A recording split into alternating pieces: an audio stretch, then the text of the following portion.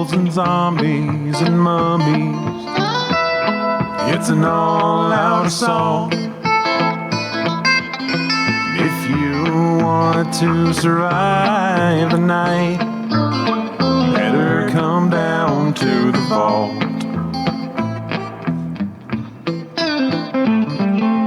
Hello and welcome to the VHS Vault. I am Owen Brand. And I'm Katie Cadaver. And we are here today to bring you some fun and games, and hopefully you can hang out with us and enjoy some conversation about what specifically, Katie? Well, it's come to my attention that our listeners want to get to know us better. And I think since we're doing a horror movie podcast, maybe we should talk about our favorite movies a little bit, at least as they relate to certain genres of horror and stuff. So I thought, why not just talk about our favorites in a few different genres? What do you think? I like that idea a whole lot because there's a lot of genres and there's a lot of favorites, and it's going to be difficult to narrow these down, but let's have some fun. Well, all right. So I want to start with the most obvious genre for the both of us, the zombie genre. Let's talk about it. I couldn't pick just one movie. Unfortunately, I had to pick at least two, so that's where I'm coming from right away, just so you know. Broke the rules. That's okay. That's what I do. That's fine. So you want to talk about zombie movies? Yeah. Well, I don't think that it is any secret for anybody that's heard our podcast before that I am a huge fan of redneck zombies. Redneck zombies for me is one of the best low budget fun movies that I could possibly imagine. I've recommended it to so many people. So for me on zombie movies, that's one of them. I don't know that it's my top because I do have another selection as well, if you want me to tell that now. Yeah, give me all your selections. All my please. selections. So the other one, of course, for me, and there is no substitute on this movie, and it's the first Return of the Living Dead. That movie right there is one of the movies that sort of solidified my love for the zombie genre as a whole. And there's so many reasons. There's so many reasons from top to bottom. I could go through them, but I kind of don't want to spoil any of these movies for people that haven't seen them. Well, we're not going to spoil them, definitely, because if people haven't seen them, they need to get out there and see them so that maybe we can all talk about it. But when it comes to Return of the Living Dead, that was one of the ones that I chose as well. Probably for a lot of the same reasons as you. Like, for me, there's two things. In my two choices, there's two huge reasons why I like them. My other choice is Dawn of the Dead, George Romero's Dawn of the Dead. And why I love Dawn of the Dead so much versus why I love Return of the Living Dead, they're two different kind of zombie movies. Return of the Living Dead, I love for the punk culture and the music and the ridiculousness and the quotable lines and everything that makes it the campy cult classic that it is. Dawn of the Dead was the first zombie movie that really introduced me to like the idea of what do humans do in the zombie apocalypse. It's not so much about the zombie being the threat as like what are humans doing with this new posed threat, and like how does life look after the infected and all of that kind of stuff. And just the setting in the mall and stuff, it just spoke to me in a way that that's kind of what I like about zombie films and TV shows anyways, is like the bleakness of it, you know? Yeah, no, 100%. For me, Return of the Living Dead also with the culture and the crazy 80s, you know, I mean, it is unmistakably 80s, and that's one of the things I love about it. Same. Yeah. Absolutely. And you know, the storyline, the way they lay it all out, the way it's well thought out in a way that doesn't lend itself to being pretentious, and it's just a really, really well done movie. So agreed. And the soundtrack is dope as fuck. The soundtrack is dope as fuck. Let's not get it twisted. I have it on vinyl. It's a good time. That's what I heard. That's awesome. Yes. All right. So that covers zombie movies. Okay. How about slasher films? Where are you on that? Man, listen. I have a long, wonderful history with slasher movies, starting with when I was super young, watching the first Friday the 13th movie when I wasn't supposed to. Nice. I'm sure. Speaking of rule breakers. Yeah, I'm sure we'll talk about that at some point. But I think we lived in the middle of nowhere in Texas, a little town called Lone Camp, Texas. And there was only one little store in this town, and it was a gas station. They had hot dog buns and hamburger buns, and then soda pop, Jolly Ranchers, and then they had a small video store right there inside. Nice. It was one wall about the size of this wall I'm looking at in front of me. You guys who are listening can't see it, but Katie can see No, it. they cannot. This is the size wall. It's probably 8 feet tall by 8 feet wide, and that's all they had. Those were the movies. And I got Friday the 13th there. I had my big sister rent it for me because they wouldn't rent it to me. I was just a little kid, but they rented it to her, and then I got a chance to watch it on the VCR after my parents went to sleep. So yeah, that one for me was. How old were you? Well, I was. Let's see here, maybe 10. Maybe That sounds 10 years about old. right.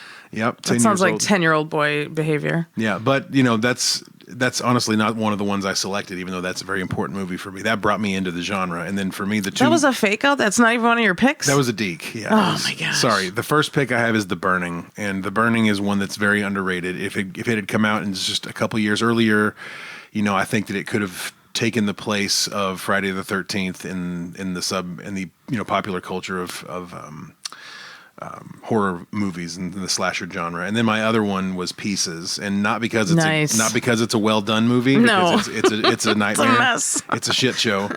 But the reason I picked it was because it's a shit show, and because when you watch it, it just takes you to another place. You don't even care that the acting is terrible and the dubbing is terrible. You don't care. The dubbing is the best part. Yeah, I mean, what you're there for is to watch the puzzle pieces of the movie all come together.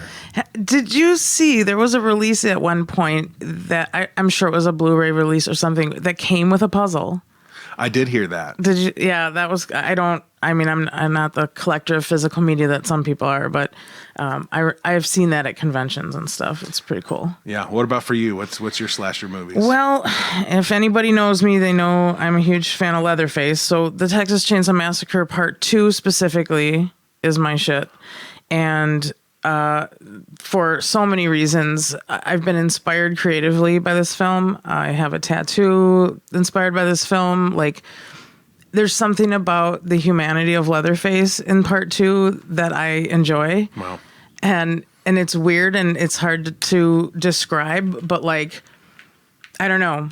I see a lot of parallels, let's Sure. just say, between some of my own struggles in life. I can parallel them to Leatherface just in the way that I can embody the character, in my burlesque and stuff like that. So I just love the film. It's all a horror comedy, really dark comedy, which I enjoy that. And it's lighthearted, but it still has great gore and effects and great characters. And it's fucking Leatherface and Texas Chainsaw Massacre.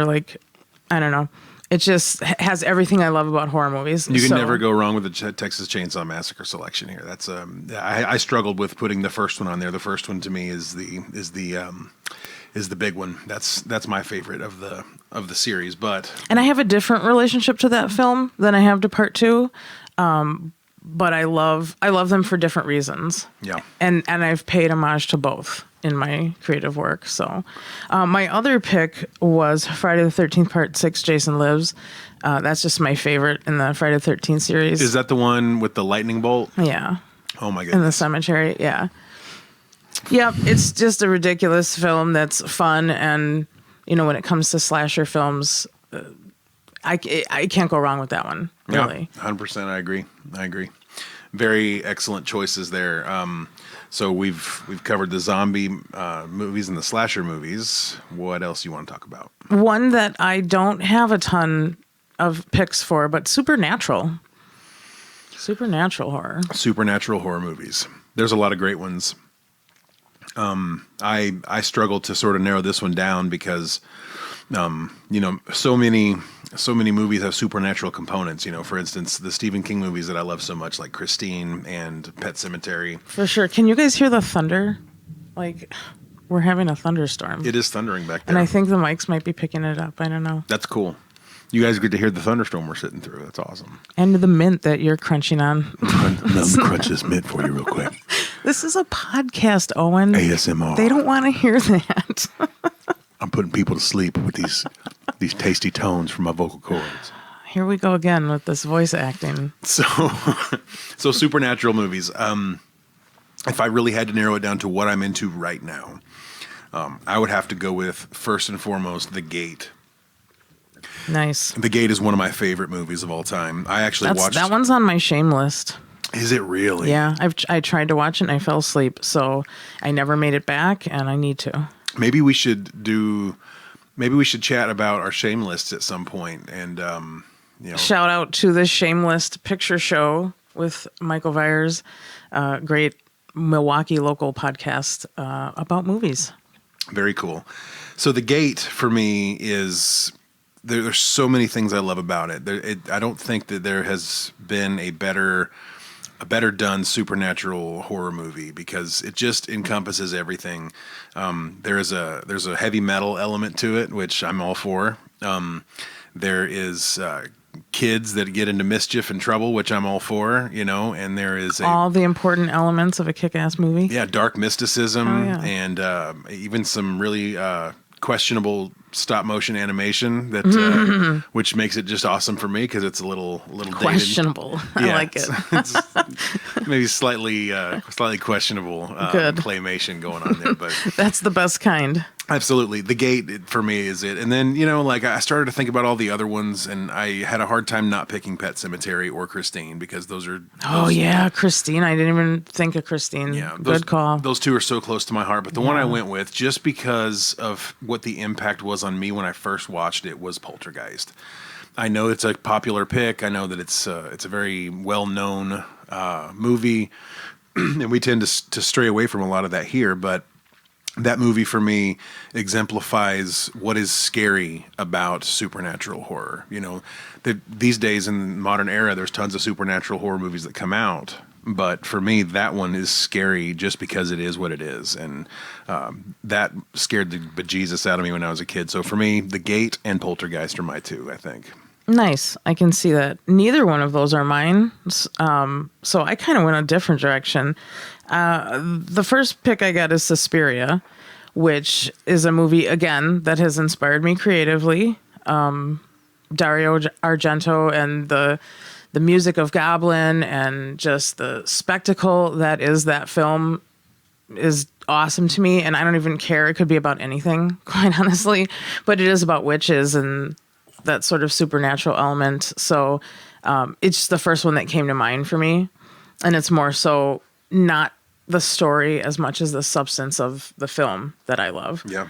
And the other pick, I just picked the entire Evil Dead franchise. You cannot go wrong with that. Because it's a franchise of films that, when it comes to that supernatural element and the over-the-top ridiculousness of just the style of filmmaking that is Evil Dead, that's a lot of fun for me. I'm not super big on supernatural stuff in general. Like I said, I kind of hadn't even thought about it. It's like I had to sit down and really think, well, what even is supernatural? Because I'm not gravitating towards those films necessarily, but.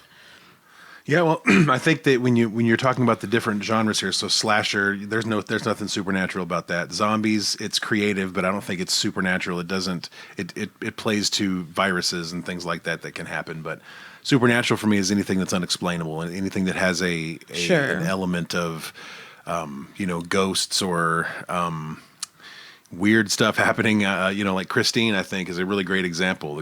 It's an alive car, Right. That's a good pick. I also had a hard time not picking Night of the Demons, because that's technically that's also a great, for our next category. I also didn't pick it for this, but a holiday movie. Yeah. But yeah, there's a lot of them out there. I had to think about it for a minute though. Yeah, for sure.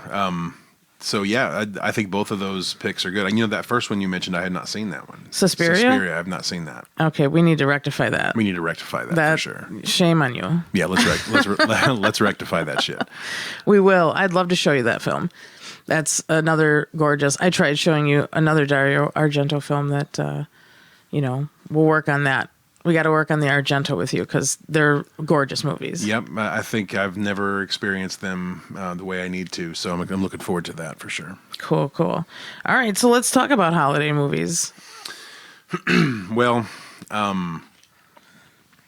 yeah, let's talk about holiday movies. Let's talk about it. Yeah. There's so many. And, again, I went back to movies that impacted me as a growing horror lover. And I keep coming back to this. So the things that I love now about different holiday movies, like, for instance, Christmas Evil is one that I love just because of how bad it is that it's good, but I'm going back and I'm thinking about the things that had the most impact on me growing up, and one of them was and it's cheesy and common, but it's the first Halloween movie, the very first one. Yeah, I think it had an effect on most of us if we're horror fans, to be honest. Yeah, it did. And it's something that more so than the Friday the 13th thing is that this can literally happen in any town in the world.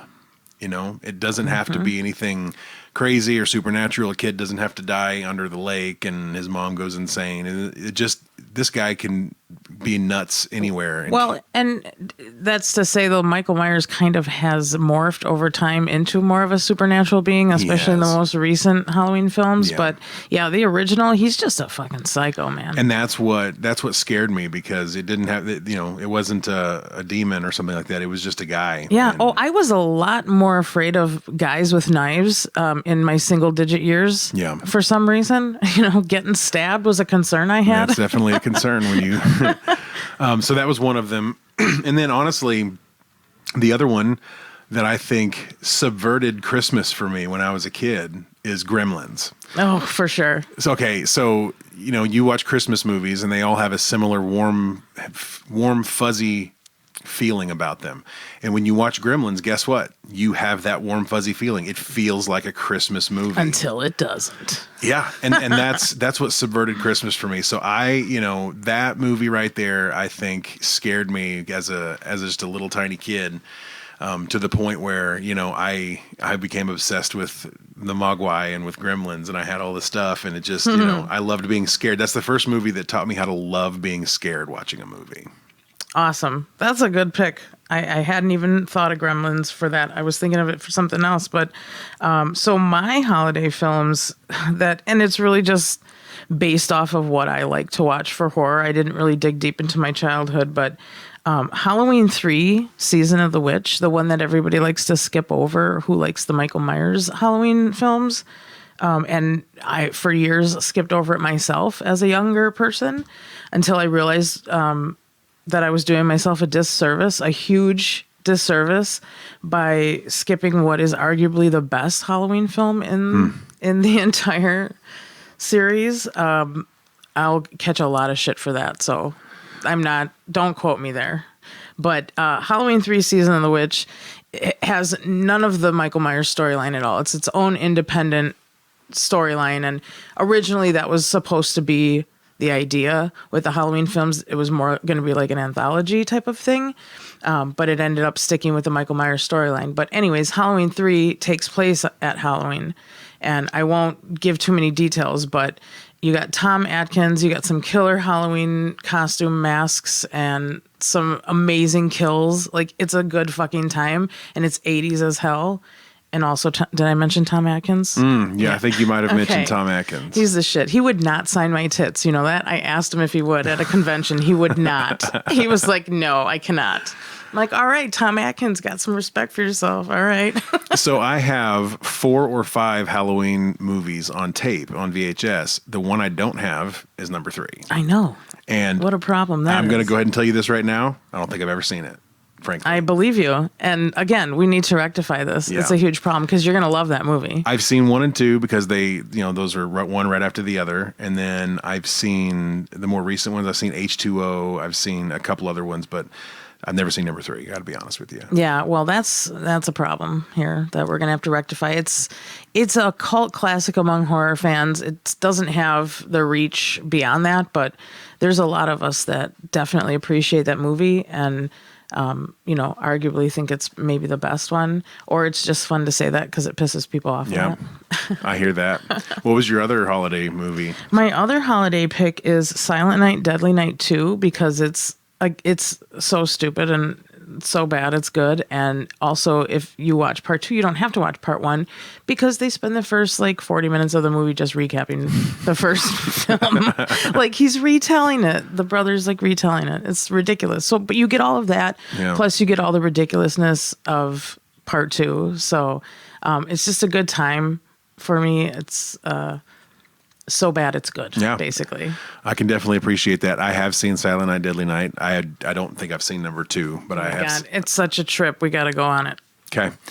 I'm with you. Well, that was fun. You brought up a lot of movies that I want to watch, and I think that we picked one out for you that we need to watch too. The Gate, I think, is one that we should probably have a discussion about. Yeah, that's one movie from your list that I really need to see. There's a ton of movies on my list you need to see. Yeah, well, I mean, that just goes to show that your breadth of knowledge in the horror genre, it probably supersedes mine in some way. Well, not that it's a competition. No, it's cool. You're better than me. It's fine. No, that's your superiority. I'll take the W, Yeah, take the dub. Take the dub. Walk away. But I'm just saying, like, that's why we're doing this, right? Because, yes, absolutely. We get to share this with each other. And, I might introduce you to something that you're going to find amazing, and it might be your new favorite thing in the whole world. I guarantee you that is probably going to happen at some point here. You probably will introduce me to something that'll just blow my mind, and I'll be super excited about it. And next time we do one of these favorite and genres, I may have a new list based on some stuff you've shown me. So I look forward to that. Me too. Well, we're going to sign out. It has been fun. I am Owen. I'm Katie. And this has been the VHS Vault Podcast. We've got wooden stakes for all the vampires. And you can melt those zombies with salt. We've got silver bullets for the wolves. We've got it all down in the vault.